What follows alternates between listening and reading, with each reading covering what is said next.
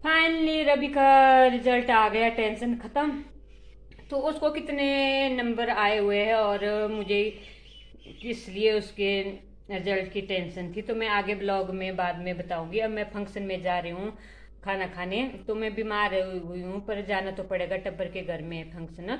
तो मैं फंक्शन से आके बताती हूँ आप लोगों को, और मेरे ब्लॉग के साथ जुड़े रहिए। तब तक आप लोग अपना काम कर लीजिए, मैं खाना खा के आती हूँ, उसके बाद मिलती हूँ आप लोगों से। यक्षी अभी आ चुकी है घर आज। तो मैं अभी जा रही हूँ मैं फंक्शन में। बीमार थी मैं पर चल जाना तो पड़ेगा, अब टब्बर के घर में है तो बासी अभी मना कर रही है, धूप है, मैंने नहीं जाना तो मुझे ही जाना पड़ेगा। नहीं खा अरे फंक्शन नहीं खा, बर्फ नहीं खाना, बीमार हो ना, धूपे पर आई रही। तो देखो क्या खा रही है लड़की यहाँ से फ्रिज से। गर्मियों में फ्रिज बिल्कुल खाली रहता है, देखो गर्मियों में, सर्दियों में फ्रिज बिल्कुल खाली रहता है, तो गर्मियों में कितना भरी हो जाता है। आ गई लाइट भी आ गई। तो मैं मेरे फ़ोन में चार्जिंग नहीं, आज मैंने ब्लॉग बिल्कुल भी नहीं बनाया हुआ है। सुबह से मैं रिजल्ट देखने में लगी हुई थी तो बिजी थी, फिर तो ब्लॉग नहीं बना पाई मैं। तो अभी बनाऊंगी मैं फंक्शन से आके। देखो क्या चुपचाप खड़ी है, क्या कर रही है यहाँ, क्या कर रही है लड़की। काऊ उठ गया था तब सी आई, तो उससे जब तक उसे बात नहीं करो ना तब तक चुप नहीं रहता वो, एरू की तरह। एरू और कालू एक ही जैसे है, देखो अब जिम्याई मार रहा है। जब तक अब सिया उससे बात करके आ गई है तब चुपचाप बैठ गया है। फिर अब मैंने जाना फंक्शन में खाना खाने के लिए, फिर से लगी नचने कर दे कलूं कलूं कलूं। पर अभी सिया है घर में, शायद कम ही करेगा। हेलो दोस्तों, कैसे हो आप सब। इस चैनल, मैं निर्मला यादव फ्रॉम हिमाचल प्रदेश से, इस चैनल पे आने के लिए आप सबका स्वागत करती हूँ। जिन लोगों ने मेरे चैनल को सब्सक्राइब नहीं किया हुआ है वो मेरे चैनल को सब्सक्राइब कर दो। लाइक शेयर और कमेंट करना ना भूले, गलती से भी नहीं। और शेयर भी कर दिया करो प्लीज़ प्लीज़, ताकि मेरे व्यूज़ बढ़ जाए, मेरा वॉच टाइम बढ़ जाए। मैं आप लोगों की बहुत बहुत आभारी रहूँगी। एक गरीब की पुकार सुन लो प्लीज़ प्लीज़। तो मैं अब फंक्शन में खाना खा के आती हूँ, उसके बाद मिलती हूँ आप लोगों से।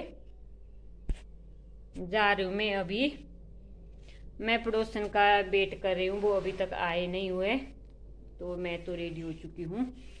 बस की है हमारे टब्बर में जो बानी थी, वो जिनकी डेथ हुई थी पिछले साल, जेड़ लगते थे मेरे, तो वहाँ जा रहे हैं हम आज। उनका बहुत ज़्यादा दुख होता जब उनकी डेथ हुई थी, इतने अच्छे इंसान थे वो। तो आज रवि का रिजल्ट आ चुका है और मेरी टेंशन भी खत्म हो चुकी है।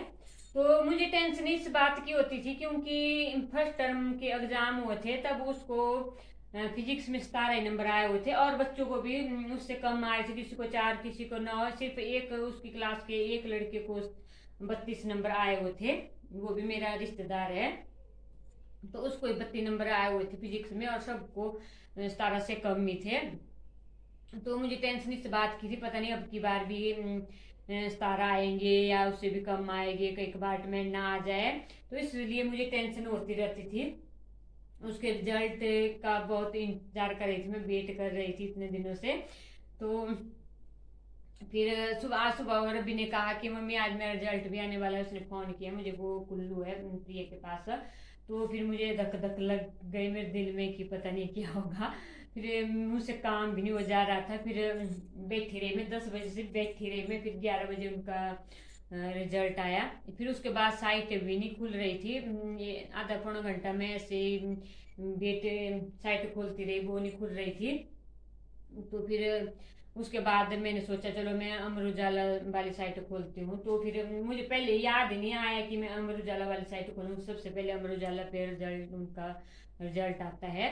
तो उसके बाद फिर मैंने अमर उजाला वाली साइट खोली, तो उसके बाद तब जाकर उसका रिजल्ट आया वहाँ।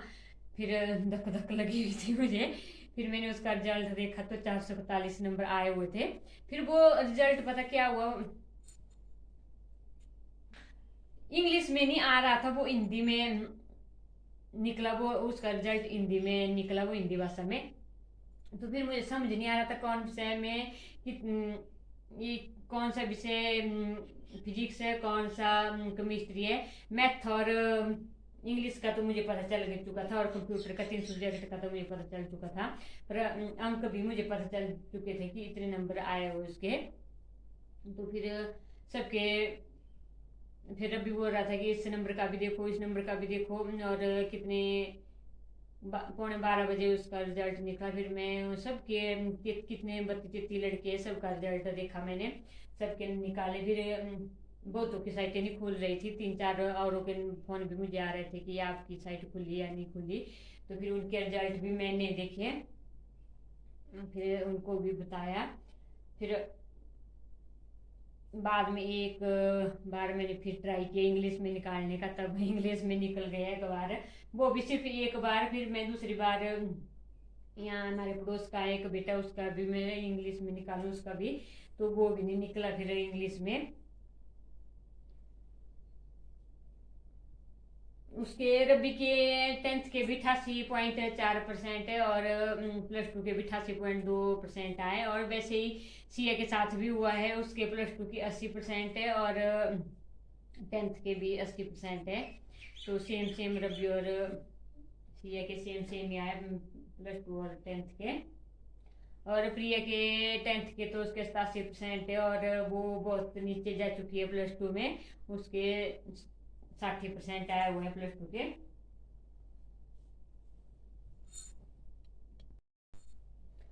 तो मेरे बच्चों ने क्या सब्जेक्ट रखे हुए थे, सीए का था मेडिकल, और प्रिया और अभी के नॉन मेडिकल था। तो चलो अच्छे नंबर लिए हुए तीनों ने।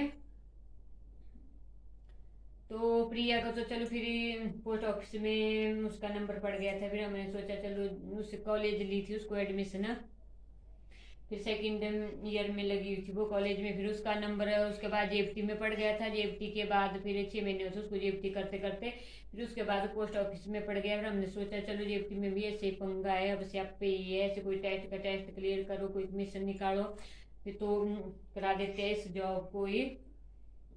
एक बार सरकारी जॉब में तो पाँव फंसना चाहिए। लोग तो बोलते हैं कि छोटी जॉब है, छोटी जॉब है, तो छोटी जॉब का कुछ नहीं होता, एक बार ये सरकारी जॉब में पाँव फंसाना जरूरी होता है, फिर प्रमोशन होती रहती है आगे अगर पढ़े लिखे बच्चे हो तो। हमारी प्रियन तो +2 की हुई है, और अब इग्नू के थ्रू दे रही है वो, अब 2nd साल के पेपर दे रही है वो।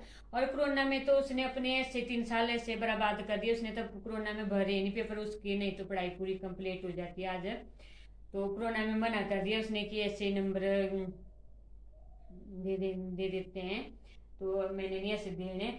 तो फिर उसने कोरोना के बाद जब कोरोना ख़त्म हुआ, कॉलेज वगैरह सब कुछ खुल गए, उसके बाद उसने पेपर देने शुरू किया। फिर अब 2nd ईयर के पेपर देगी वो। तो सिया देखो इस टाइम कौन सोता है, सिया है 6 बज चुके हैं, तो सिया सोई है। अभी मुझे कुत्ता है घुमाने को, तो कुत्ता भी घुमाना पड़ेगा मुझे अभी। तो अभी सोच रहे हम, सिया तो बीएससी नर्सिंग कर रही है, अब रबी से क्या कराया हम सोच रहे हैं, मैं कॉलेज में ही भेज दूँ उसको। और जीमेन के टेस्ट में भी उसको 54 स्कोर ही आए हुए हैं। अब एचपी सेट का दिया हुआ है टेस्ट, पता नहीं क्या होगा उसका भी, पता नहीं, बोलता तो अच्छा हुआ है पर पता नहीं, मुझे लगता निकलेगा वो। फिर जो किस्मत में होगा वही मिलेगा, चाहे कितने भाग दौड़ कर ले, जो किस्मत में होगा वही मिलेगा। अब उसे मना कर रहा है सबकी कॉलेज में मत भेजो उसको, कोई ट्रेनिंग वगैरह कराओ, तो अभी ट्रेनिंग भी क्या कराने, वो और ट्रेनिंग को मना करता है। तो जीमेल में उसमें भी नंबर नहीं पड़ेगा, अभी 54 स्कोर तो बहुत कम है। तो उसको देखते हैं अब क्या कराएंगे उससे आगे।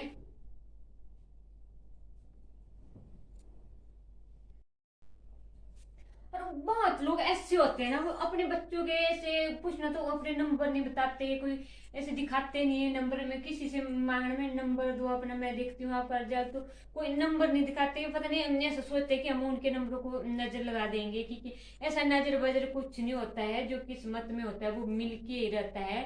किसी की नजर नहीं लगती ऐसे किसी के नंबर को, जिनकी किस्मत में जो भी लिखा होता है वो होकर ही रहता है।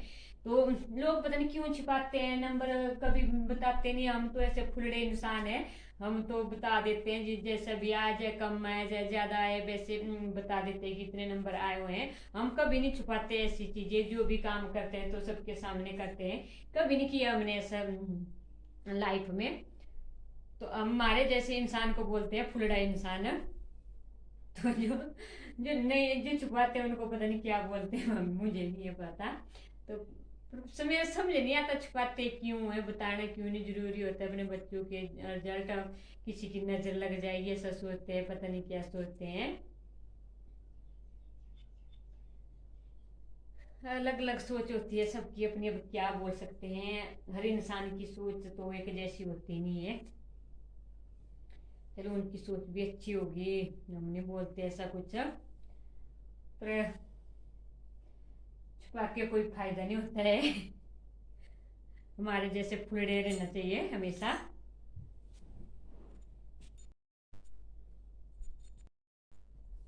सच में बहुत सारे लोग ऐसे होते हैं ना, कोई टेस्ट भी देना होता है, कोई टेस्ट दिया होता है, कोई निकले ना, उनका उनका टेस्ट निकले भी ना, तब बोलना कि जैसे मेरी बेटी के साथ दिए थे उसकी फ्रेंडों ने और बहुत सारे ऐसे बच्चों ने दिए हुए थे, तो किसी के वो नहीं निकले वो टेस्ट, फिर जेबटी वाले जेबटी के और टेस्ट भी दिए बहुत सारे मैंने देखे हैं। तो उन्होंने बाद में पता क्या बोलना फिर, हमने तो ऐसे दे दिया था, ऐसे भर दिया था, हमने तो ये जॉब करनी भी नहीं थी, तो हमने तो कॉलेज करना था, हमने ऐसा करना था वैसा करना था, तो तब ऐसा वैसा करना है तो टेस्ट देते क्यों थे, ऐसे भरते क्यों थे, ऐसा ऐसा क्यों बोलना, अगर करनी भी होती नहीं निकले तो ऐसा क्यों बोलना फिर। हम तो ऐसा कभी करते नहीं, जैसे जब मेरी बेटी ने जीमेन का टेस्ट दिया था प्रिया ने, तो उसके तो सिर्फ 10 नंबर आए हुए थे, तो हमने तो सबको बोला कि प्रिया के 10 नंबर आए थे, हम तो खुले विचारों वाले हैं, हमेशा खुले विचारों वाले रहना चाहिए, जो ऐसे कोई भी बात लोगों से छुपानी नहीं चाहिए, छुपा के क्या मिलता है, अपना ही घाटा होता है। तो मेरे जैसे फुलड़े और खुले विचारों वाले बनना चाहिए, खुले दिल से कोई भी बात हो खुले दिल से कह देनी चाहिए। और रही पैसे की बात, कभी भी इंसान को कंजूसी नहीं करनी चाहिए, कंजूसी से क्या होता है, इंसान के घर में कितना भी पैसा आ जाए फिर भी उसके घर में कमी रहती है, कमी रहती है, किसी चीज की कमी रहती है, इंसान को हमेशा खुले हाथ से बर्ताव करना चाहिए, कभी भी कंजूसी नहीं करनी चाहिए, खुले हाथ से रखने से घर में बरकत बढ़ती है। जितना इंसान कंजूसी करता है तो उसको उतना ही बीमारियां लगती है, जैसे कुछ लगता है खर्चा, उनका खर्चा उतना ही बढ़ता रहता है।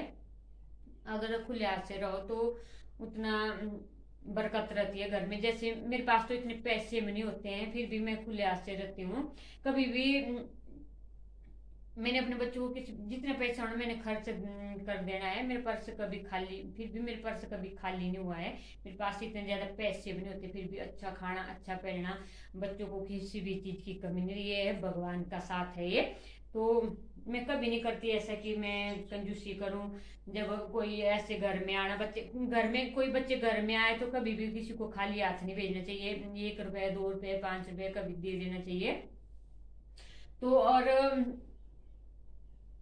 किसी के घर में जाना हो तो कभी भी खाली हाथ नहीं जाना चाहिए, कुछ ना कुछ लेके जाना ही है, ज्यादा नहीं हो तो 5 रुपए का जैसे होता है फल फ्रूट खाने के लिए बिस्कुट वगैरह ले गए, पर ऐसे खाली हाथ कभी नहीं जाना चाहिए। बहुत सारे लोग होते हैं जो खाली हाथ चले जाते हैं, और घर में आए हो बच्चे होते हैं कोई, उनको भी कभी खाली हाथ नहीं भेजना चाहिए।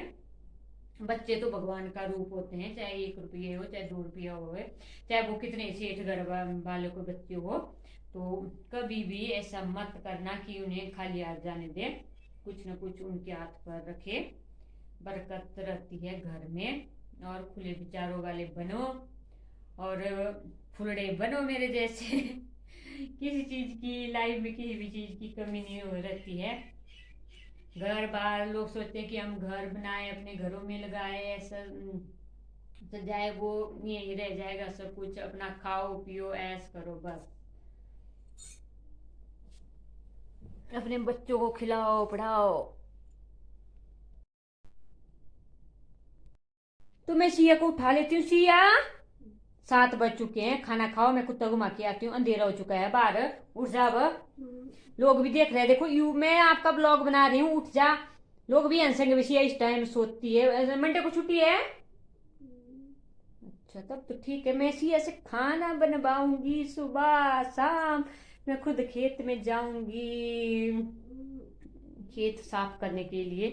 तो मुझे टेंशन हो चुकी थी, मैं खेत साफ कैसे करूँ अब। फिर घर में 2 भैंसी है, फिर और भी काम होते हैं, कुत्ता घुमाना पड़ता है, तो मुझे बहुत सारी टेंशन हो गई थी। अब टेंशन फ्री, आज tension free free free free free free, result की टेंशन भी फ्री, और सिया भी खाना बनाएगी। सिया उठना है। तो आज का ब्लॉग मैं यही समाप्त करती हूँ, अब मेरे को काम है, मैं कल के ब्लॉग में मिलती हूँ। आज का ब्लॉग मैंने ऐसे ही बातों में ही खत्म कर दिया है। आपकी मेरी बातें कोई बुरी लगे तो माफ कर देना। ऐसे बोल दिया है मैंने, जो मन में आया वो बोल दिया है, आज कुछ था ब्लॉग में बनाने के लिए तो बोल दिया है, सॉरी। अगर मेरी कोई बात बुरी लगे इस ब्लॉग में तो सॉरी सॉरी रे। फिर बाय बाय बाय, मैं कुत्ता घुमा के आती हूँ, उसके बाद मैं एडिटिंग करती हूँ, उसके बाद मैं ब्लॉग डालूंगी, फिर आप लोगों ने देख लिया करना। ओके, हर रोज मैं 8 बजे ब्लॉग डालती हूँ।